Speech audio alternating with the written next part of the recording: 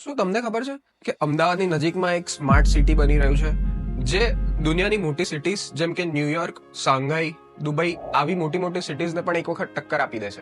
હા, તો આનું નામ છે Gujarat international finance tech city.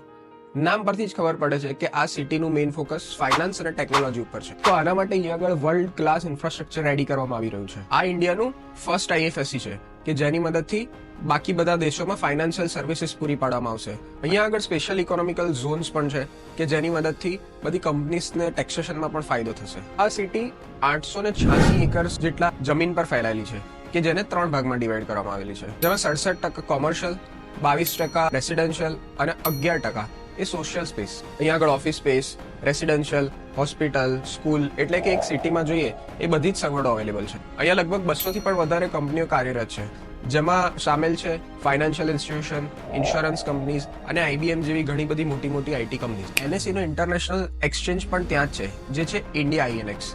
International investors આના થ્રુ જ ઇન્વેસ્ટમેન્ટ કરે છે. અહીંયાનું દિવસનું ટ્રાન્ઝેક્શન લગભગ $4 બિલિયન સુધી પહોંચી ગયું છે.